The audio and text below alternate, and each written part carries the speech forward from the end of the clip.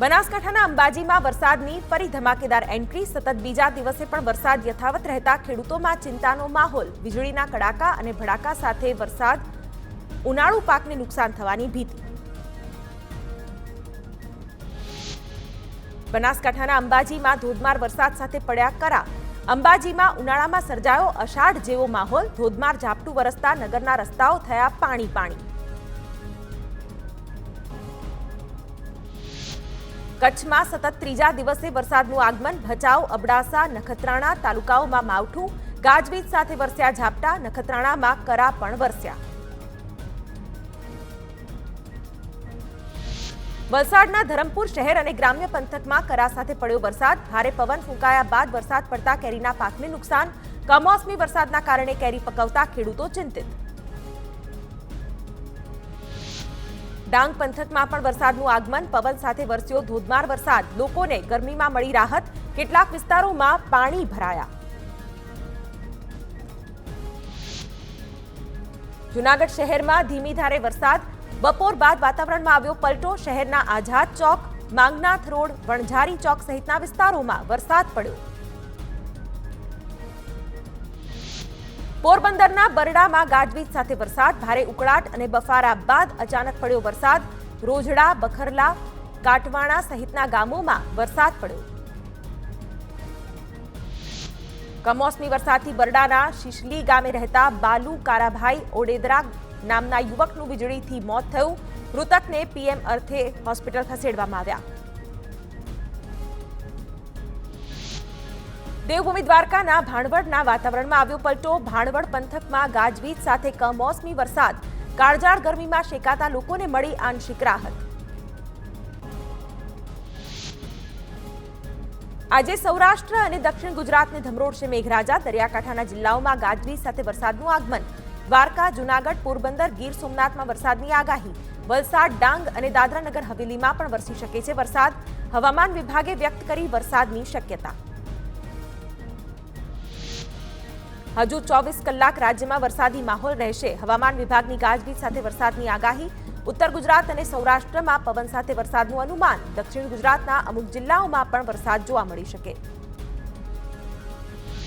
વરસાદી માહોલ વચ્ચે હવામાન વિભાગની ચિંતાજનક આગાહી। રાજ્યના 5 જિલ્લાઓને કરવો પડશે હીટવેવનો સામનો।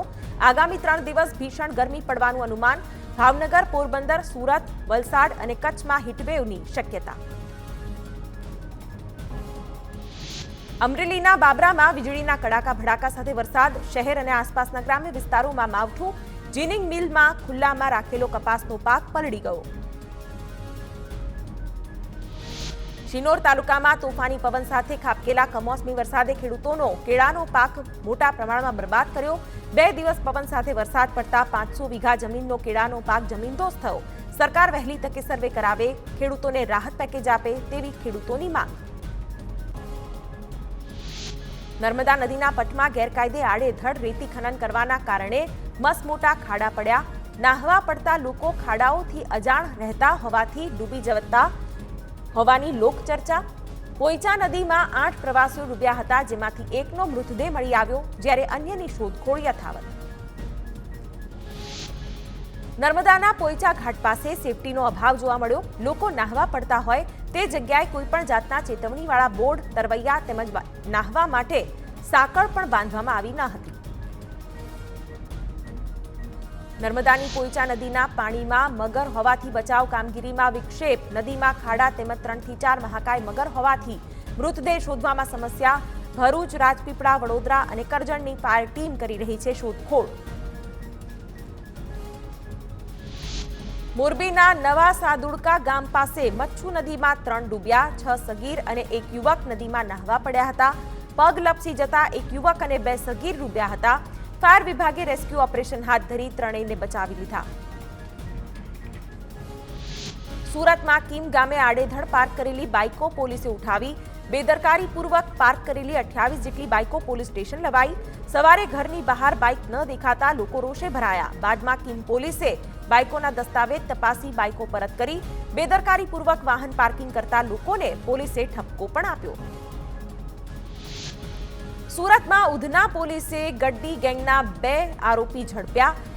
52,000ની છેતરપિંડી કરતા બંને શખ્સો સીસીટીવી કેમેરામાં થયા હતા કેદ. ડ્રાઇવિંગ કરનાર અરુણ તિવારી અને મજૂરી કરનાર કૃષ્ણા પાટીલને ઝડપી પાડ્યા. બંને આરોપી પાસેથી મુદ્દામાલ પણ કબજે લેવાયો. સીસીટીવી ફૂટેજના આધારે પોલીસે ગુનો ઉકેલવામાં સફળતા મેળવી. મોરબીમાં કાર ચોરીના કેસમાં પાસ આગેવાનના પુત્રની ધરપકડ. પોલીસે રાજ એરવાડિયાને સીસીટીવીના આધારે ઝડપ્યો. 9 મે ઇનોવા કાર અન્ય એક કારની ચોરીની નોંધાઈ હતી ફરિયાદ. આરોપીના પિતા નિલેશ અરવાડિયા પાટીદાર આંદોલનના આગેવાન, જ્યારે માતા જિલ્લા પંચાયતના રહી ચૂક્યા છે સભ્ય. અમરેલીના ધારીના ગ્રામ્ય વિસ્તારમાં એક સાથે 10થી વધુ સિંહોનું ટોળું જોવા મળ્યું. સિંહ, સિંહણ અને સિંહબાળના ટોળું રોડ ક્રોસ કરતા મોબાઈલમાં થયા કેદ. સોશિયલ મીડિયામાં વિડીયો થયો વાયરલ. જામનગરમાં પીજીવીસીએલની ઓફિસ ખાતે સ્માર્ટ મીટર ધારકોનો હોબાળો. લોકોને જાણ કર્યા વગર વીજ મીટર લગાવવામાં આવ્યા હોવાનો આક્ષેપ. સ્માર્ટ વીજ મીટરમાં રિચાર્જ કરતા ન આવડતું હોવાની પણ ફરિયાદ. સરકારી કચેરીઓ અને કર્મચારીઓના ઘરે પહેલા મીટર નાખવા માંગ. ભાવનગરમાં પાથરણાવાડાનો માર્કેટિંગ યાર્ડ બહાર હોબાળો. મનપાએ પાથરણાવાડાને હટાવતા હોબાળો કર્યો. મનપા પાથરણાવાળાઓને પરેશાન કરતા હોવાનો પણ આક્ષેપ. સુરત વરાછાના ધારાસભ્ય કુમાર કાનાણીએ કલેક્ટરને લખ્યો પત્ર. આવકના દાખલા માટે યોગ્ય વ્યવસ્થા કરવા માંગ કરી. ધોરણ 10-12ના પરિણામ બાદ આવકના દાખલા કાઢવા માટે હાલાકી. એજન્ટો પૈસા લઈ 2 કલાકમાં દાખલો કાઢી આપતા હોવાનો આક્ષેપ. વડોદરામાં એમજીવીસીએલના સ્માર્ટ મીટરનો ઠેર ઠેર વિરોધ. સ્માર્ટ મીટરથી બિલ વધારે આવતું હોવાનો લોકોનો આક્ષેપ. 2 મહિનાનું 300 થી 700 બિલ આવતું હતું. તેમનું 2000નું રિચાર્જ 12 દિવસમાં પતી ગયું હોવાનો આક્ષેપ. સુરતના સરથાણમાં સોસાયટીનો ગેટ તોડવા આવેલા પાલિકા કર્મી સાથે સ્થાનિકોનું ઘર્ષણ. આશીર્વાદ સોસાયટીનો વર્ષો જૂનો ગેટ તોડવા આવતા વિવાદ. 25 ફૂટનો રોડ પાલિકાએ અચાનક 30 ફૂટ કર્યો હોવાનો આક્ષેપ. સુરેન્દ્રનગરમાં 42 કરોડના ખર્ચે નિર્માણ થઈ રહેલા ઓવરબ્રિજની કામગીરી પર ઉઠ્યા સવાલ. બ્રિજ પર ભ્રષ્ટાચારનું ગાબડું પડતા કોન્ટ્રાક્ટ સામે પગલાં ભરવા સ્થાનિકોની માંગ. બ્રિજ પરથી શાળા કોલેજમાં જતા વિદ્યાર્થીઓ પસાર થવા મજબૂર. કોઈ મોટી દુર્ઘટના સર્જાય તો જવાબદાર કોણ? સુરેન્દ્રનગરમાં 5 ગામોને પીવાનું પાણી પૂરું પાડતો સંપ તૂટ્યો. મોટી કઠેચી ગામે નવો બની રહેલો પાણીનો સંપ તૂટતા પાણીનો વેડફાટ. સંપ થકી ગડથલ, મોટી ખટેચી, નાની ખટેચી, વડેખણના ગામોમાં સંપ મારફતે પાણી પહોંચાડવાનું છે આયોજન. નવસારીના ગ્રીડ નજીક હાઈવે ઓવરબ્રિજના સ્લેબના પોપડા પડ્યા. ઓવરબ્રિજ નીચેથી હજારો વાહનોની અવરજવર હોય છે. સદનસીબે પોપડા કોઈના માથે ન પડ્યા. ગ્રામ્ય પોલીસ દ્વારા બેરિકેડ મૂકીને લોકોને ત્યાંથી પસાર થતા અટકાવવાનો પ્રયાસ. સુરત નેશનલ હાઈવે 48 પર 15 કિલોમીટર લાંબો ટ્રાફિક જામ. કામરેજના નવી પારડી ગામ પાસે અકસ્માતને પગલે વાહનોની લાઈન લાગી. નવી પારડીથી લઈને માંગરોળના ધામડોદ પાટિયાનો સુધી અનેક વાહનો અટવાયા. ભારે ગરમી વચ્ચે ટ્રાફિક જામ થતા વાહન ચાલકો માટે હાલાકી સર્જાઈ. બનાસકાંઠાના ડીસામાં રાજ્ય સરકારની રાજીવ આવાસ યોજનામાં કૌભાંડનો આક્ષેપ. 40 કરોડના ખર્ચે તૈયાર થયેલા 1000થી વધુ આવાસોની યોજનામાં સુવિધાઓ જ ન હોવાની ફરિયાદ.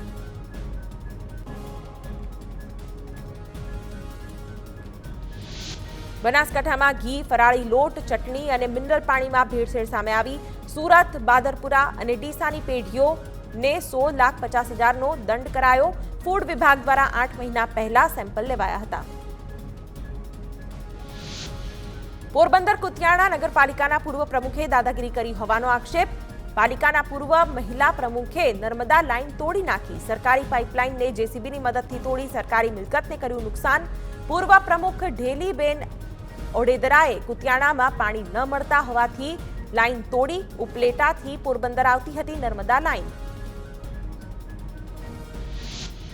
ધોરણ 10 પછી થતા ડિપ્લોમા એન્જિનિયરિંગ માટે 68,000 બેઠકો પર પ્રવેશ પ્રક્રિયા શરૂ.